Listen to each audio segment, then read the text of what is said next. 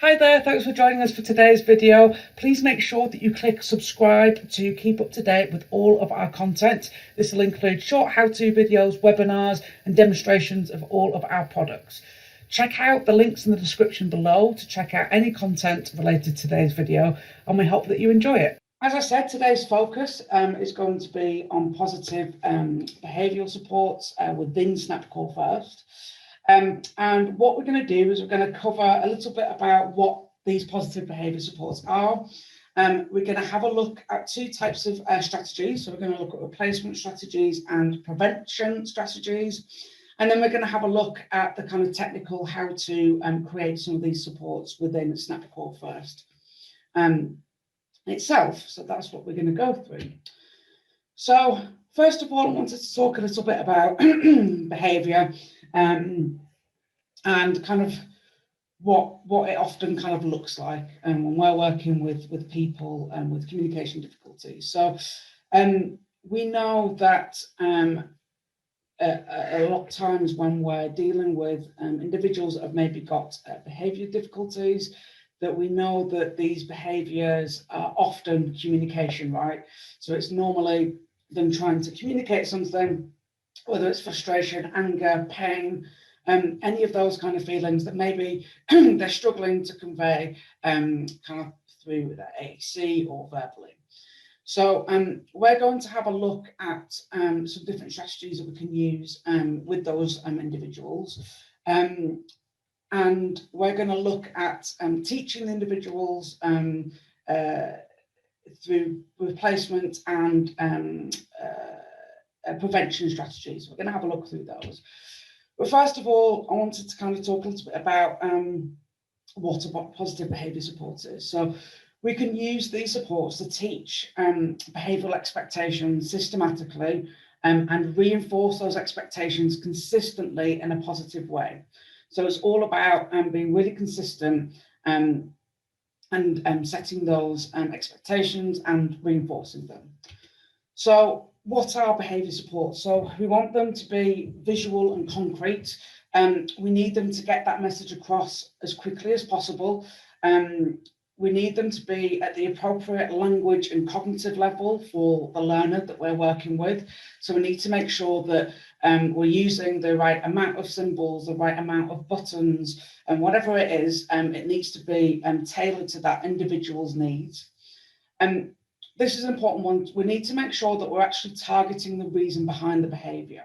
So we need to remember that we need to think specifically about what's happening. So if a student is having lots of difficulty at lunchtime, we need to have a think about specifically what is causing that issue. Is it that it's the food that they don't like? Is it because it's noisy in the dinner hall? Is it because it's somebody different feeding them?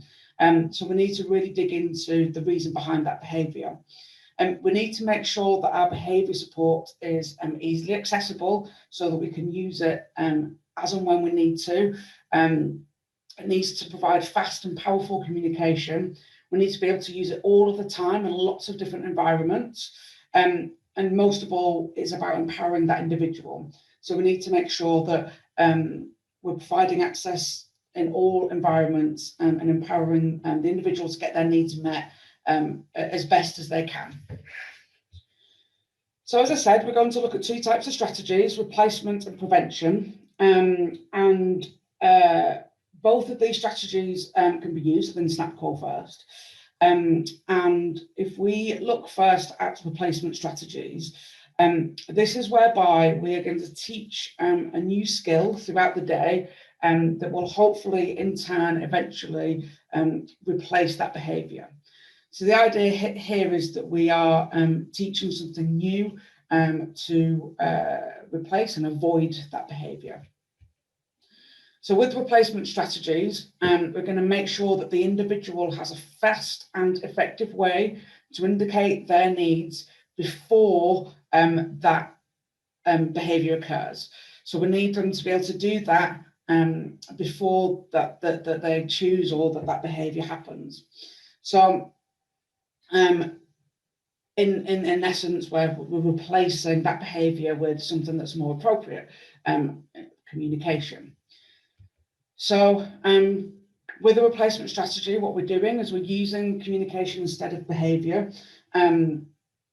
So the most effective kind of intervention in this kind of situation is to give the individual a new way to communicate the message behind that behaviour.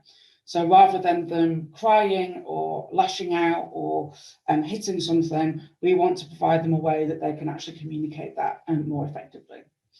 Again, important, we need to make sure that it's the right communication ability and skill level for that individual. So if we're providing it in the snap call first, we need to make sure that we've got the right grid size, that we've got the appropriate symbol, that it's at that level for them to be able to easily access it. It must be efficient and effective. We know that a lot of times when behaviours occur, the situation is often very fraught. So we need to make sure that we can use this replacement strategy in that moment. And it must have a consistent reward for more appropriate behaviour.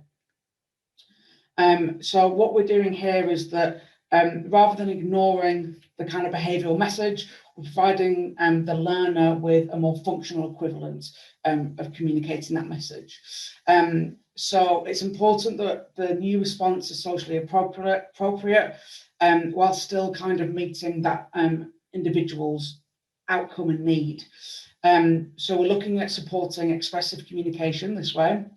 And studies have shown that problem behaviour will often decrease as the functional and relevant communication increases. So the idea is that the better those functional communication skills get, the better they are at communicating their needs, the less their behaviours occur. And so using this approach revealed results consistent with both AEC users and verbal individuals as well. So it's not just looking at verbal communicators. So I just want to going to show you a quick video that I'm going to talk over, showing you kind of examples of how we can teach these replacement strategies within Snap Call First. So let me play this. So the first example here is core words.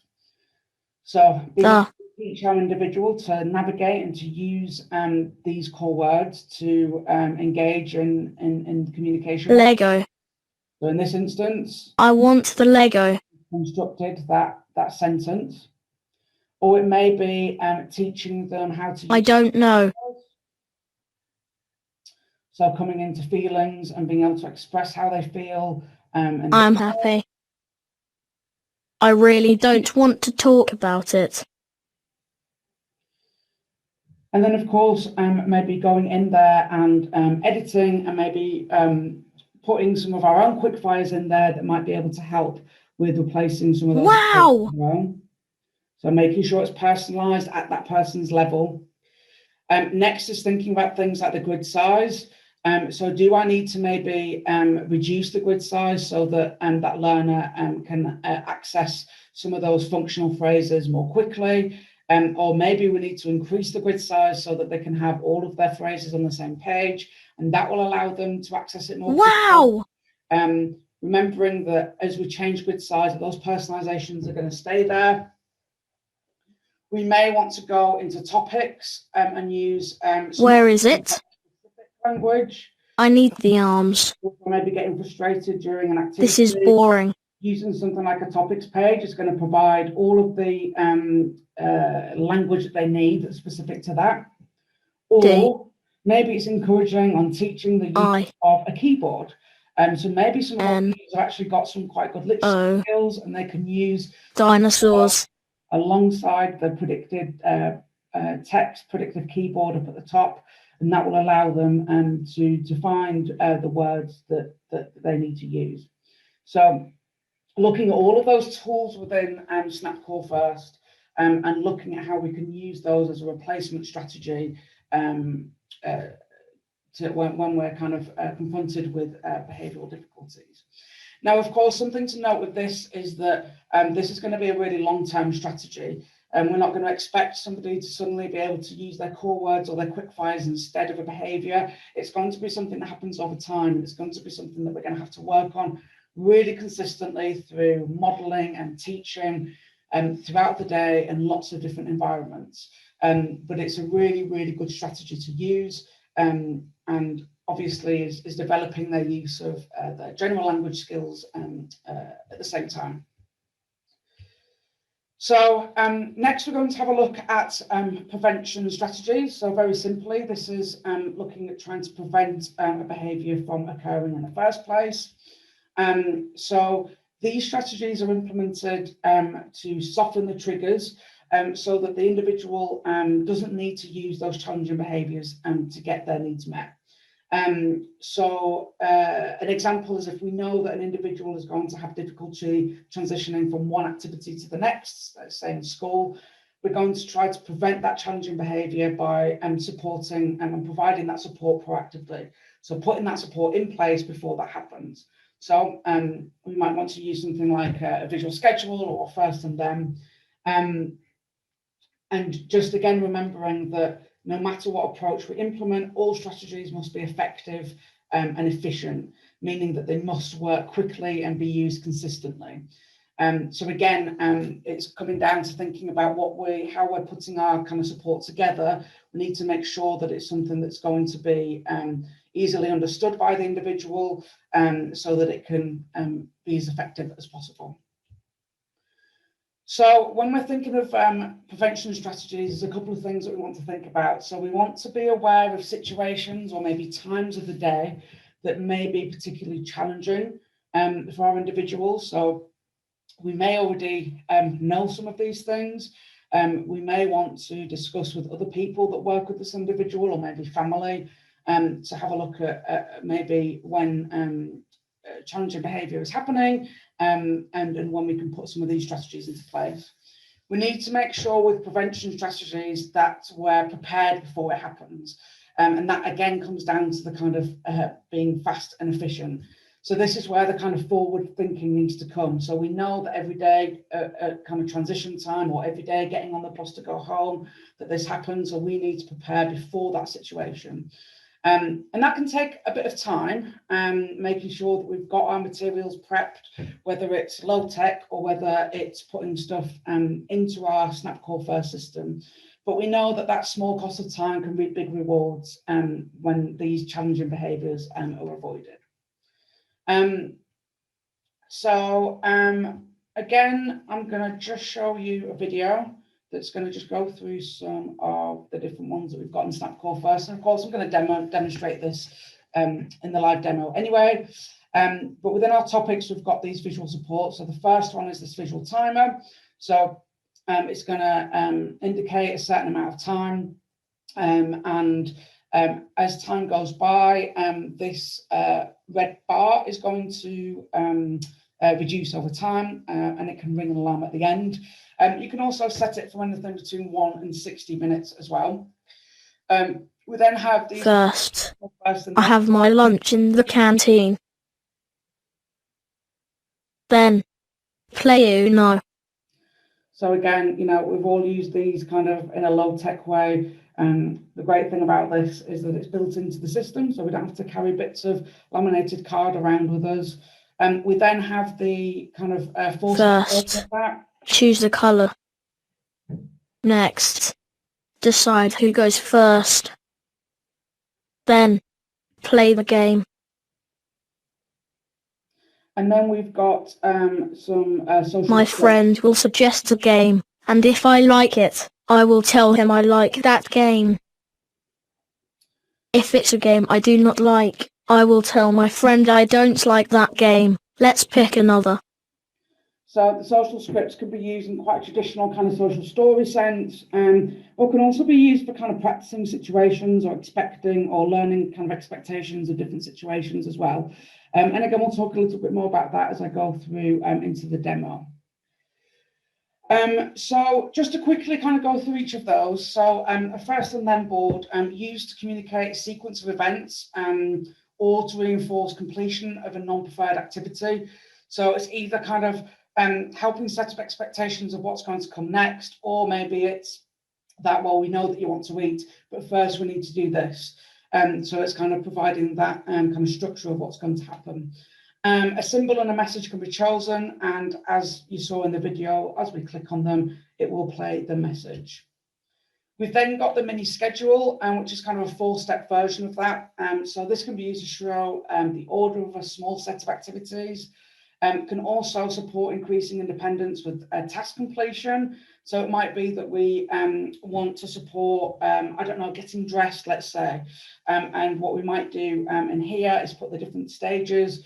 And again, we're trying to kind of encourage a bit of independence. And what this does is it breaks that task into kind of small, manageable parts. And then the social narrative. So this is kind of using stories that describe and acknowledge how an individual might feel. So it helps gain a clearer understanding of the expectations or maybe the environment and as well as perception of others. And this can be a really good one for kind of helping to reduce anxiety. So if we've got learners that have lots of difficulty with going into new situations, that can be something that can work really well with them as well. These should always be written from the individual's perspective. And again, make sure that we're matching the learner's sort of language and cognitive skills as well. And then the visual time, as I mentioned, so this provides feedback to let an individual know when an activity will occur or to monitor time during an activity.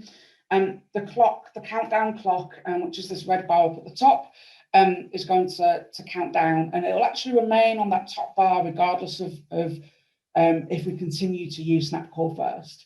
And as I said, you can use it for anything up to 1 to 60 minutes, and I'll show you how to do that in a second.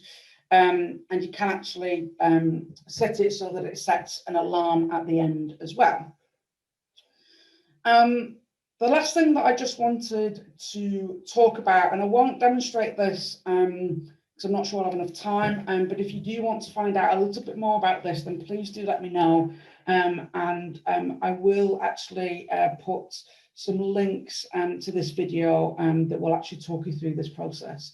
But we're actually going to talk about bringing in behavioural supports that we've maybe created in Boardmaker 7. So for those of you that have maybe got access to Boardmaker 7, you might have created some really lovely resources that you actually want to bring in and use within Snapcore first.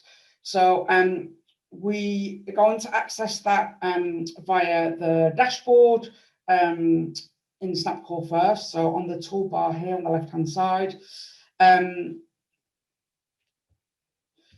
Then we're going to go into Boardmaker activities. And then here is where we will be able to find not only some of the samples and things that we've got in there, but this is where we can bring in some of our more personalised activities. And as I said, for those of you that are interested, I can give some more information on how to do this. And we're not going to have quite enough time today to cover that. But I just wanted to show you some examples. So it might be that we've brought in an activity like this that we've used. So this is a routine at school, so we're setting up steps to do, and as we complete those steps, we're going to bring them into the finished box. And this is something that I've created in Boardmaker 7. Or maybe I've created a calendar for Molly, and this is a calendar that's got all of her activities that are going to happen during the week. So this is going to help her to understand her routine, what's coming next. And again, this is something that I brought in from Boardmaker 7. Or this example might be something that helps us when things are getting a little bit too much. So ideas for calming down. So when I'm upset, and then we've got some options down at the bottom that the learner can select, we can model for them. So things like going for a walk, going to the quiet corner, having some sensory time. So another example of using the integrated Boardmaker player for using some more individualized activities that you've maybe created in Boardmaker 7. For those of you that haven't already, the Pathways app is a free app that anybody can download on Windows or an iOS and iPad. And this is a tool that has a whole bunch of resources to support those communication partners, basically. So anybody that's supporting somebody using Snap Call First, and it provides a whole bunch of tools in there. And one of them is some supports around encouraging positive behaviour. So once we go into our Pathways app and select our profile, we go into the Build Skills section, which we can select on the toolbar on the left-hand side. And then you'll notice in the bottom right-hand corner, there's a section called Encourage Positive Behaviour. And this is going to open up a few different options. So it'll actually give you a review of each of the supports and communication tools so that you can go and look at those. It also gives tips on customizing and using those supports. But what we're going to look at today is matching the behaviour supports to the behaviour challenges. So what it's going to do is it's going to give you a list of potential difficulties. And what you do is you go in there and select ones that apply to your learner. And then based on your answers, it's going to give you suggestions on tools, the supports that will be useful to help that learner. So I'm going to open up Snap Call First now, and I am going to go through and show you how we can create or edit some of these tools. So all of our behavioural tools supports can be found within our topics. And when you download Snap Call First, get it for the first time, it's going to be preloaded with a whole bunch of behaviour supports that we've created. But of course, you can create some of your own as well. So if I go into topics, you'll see that I've got lots of topics covering lots and lots of different situations. And again, these are all topics that are kind of preset. I've actually got one that I've imported from the My Toby Dynavox website that's specific to the coronavirus. And I'm going to select on there. And all of our topics have a similar setup. So these are all going to use kind of those chunks of language to cover lots of different types of language to engage in a specific topic. And you'll notice in each topic, there'll be this button on the right-hand side that looks at support. So if I go in there, I've now got several supports to choose from. And I can just go in and select those and they will kind of start them. But I actually want to come in and edit some of these supports. So the first one that I want to edit is the social script about staying at home. When I go into there, we've got a nice social script that's kind of talking through why we have to stay at home sometimes. So what I need to do to edit that is I'm actually going to come up to the edit button in Snap Call First. So for those of you that are already familiar with Snap, any changes that we're going to make, we're actually going to select this edit button. Now I know that I'm in edit mode because this top bar here is blue. I'm going to select the support that I want to make changes to. So this one is going to be the staying at home. And I can do things like maybe change the symbol. So maybe if I want to have a different symbol on there, I can come here, select the symbol, and maybe I actually just want a symbol for home. I can come into my symbol search, type in home, select done, and now I've changed that symbol. But I actually want to change some of the content of this script as well. So I'm going to scroll down a little bit just below that kind of button content. And I'm going to select here where it says script, staying at home. And now it's going to open up the kind of edit of that script. And I can see here all the different lines that we've got. So I've got the title, staying at home, and then I've got all the different lines that are within that social script that we had.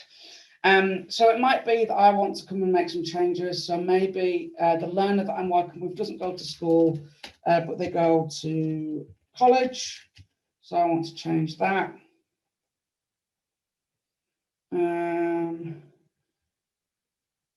And again, I might want to come and change it in here. So I can just take something that's already existing and maybe just make some changes to make it more relevant to my learner. And again, I might want to change things like symbols.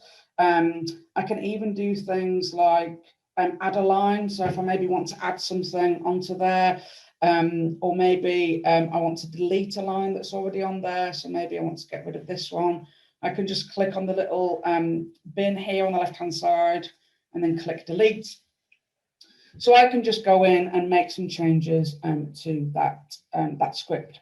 When I've completed that, I can just click on the done button in the top right-hand top corner. That's going to take me out of edit mode and back into my kind of full speaking mode within Snapcore first. And now you can see that I've made changes. I'm staying home from college. So now I'm going to show you how to create one from scratch. So I'm going to, again, use the example of a social script, but I'm going to use it in a slightly different way. So rather than it being that kind of setting up expectations, I am maybe working with a young person that has been at home a lot through lockdown and has been struggling a little bit with being away from family. And one of the things that has been really difficult for them is maybe not being able to see grandma as much. So maybe this person sees grandma every week normally, and they've not been able to.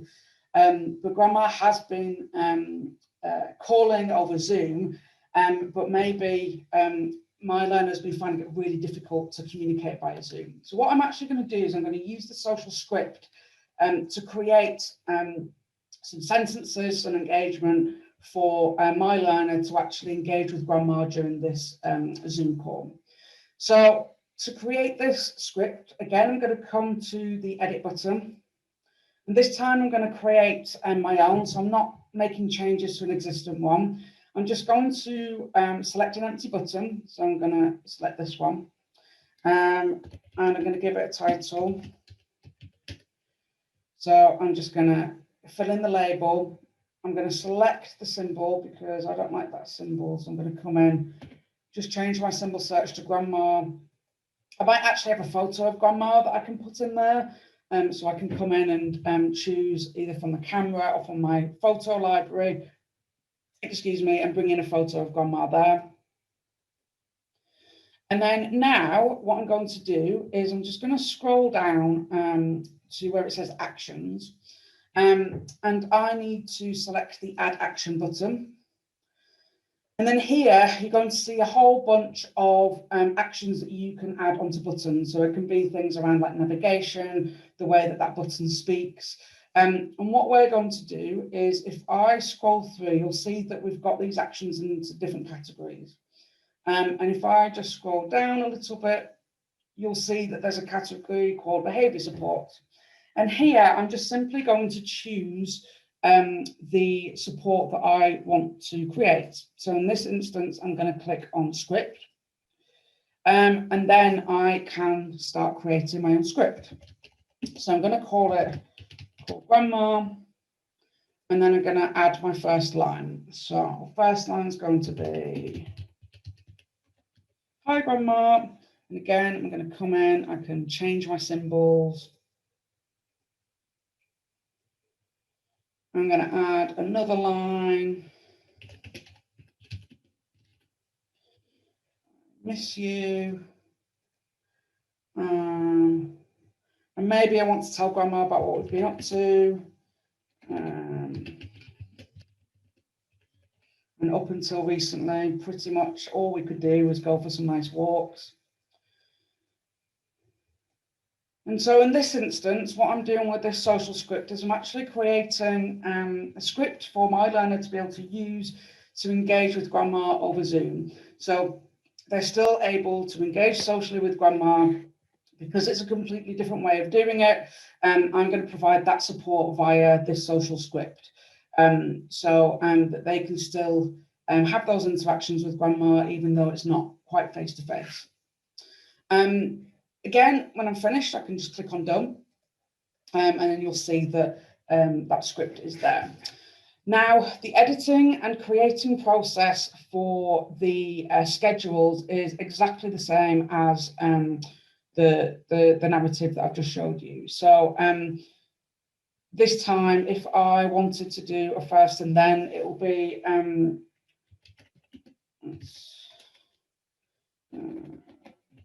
another example. So say we want to make a Zoom call. Again, I'm going to go down to actions and add action. And this time, I can scroll down and find those behavioural supports, or I can type in this little search function for the one that I'm looking for. So I want a first and then. And again, I'm literally just going to fill it out. So, so it might be turn on computer.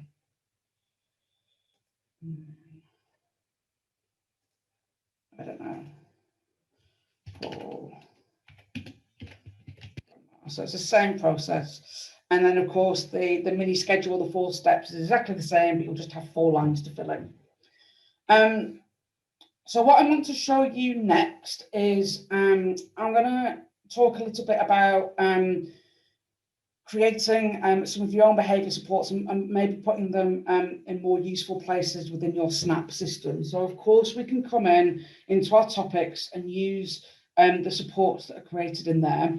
But in the kind of idea of being fast and efficient, it may be that we want to have something that's more easily accessible.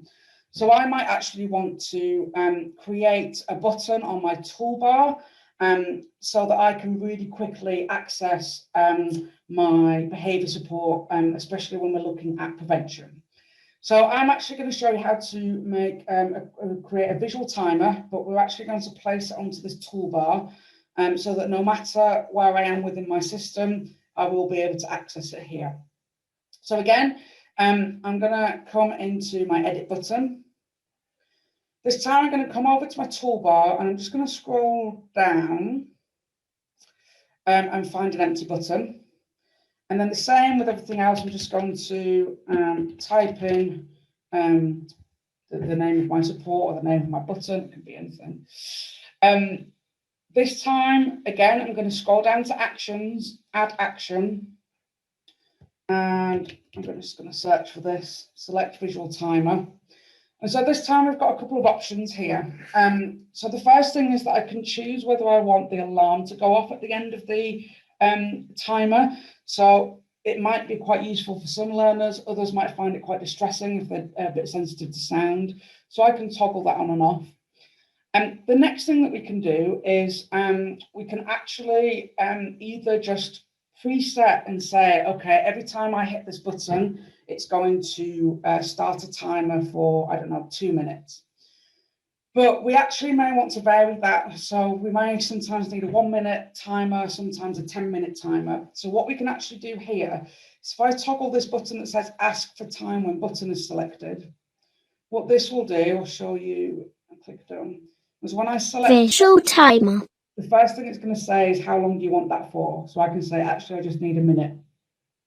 And it will give me that minute timer that it will count down. But maybe the next time I want to use visual timer, I might need a 10-minute timer. So now I've got access to that visual timer on my toolbar, and I can use that as a prevention strategy or support whenever I need it. The final thing I'm just going to do is I just want to move that visual timer button up so that it's at the top of my toolbar. So again, I'm going to come into my edit button and I'm just going to click and hold or press and hold on that button that I've just created. And I'm just going to move it up. Let's put it up here. So now, no matter where I am within my system as I'm communicating or using this with my learner, if we need to bring up that visual timer, or maybe it is a first and then or social script, we literally just have to go to visual timer, and we'll have that available there.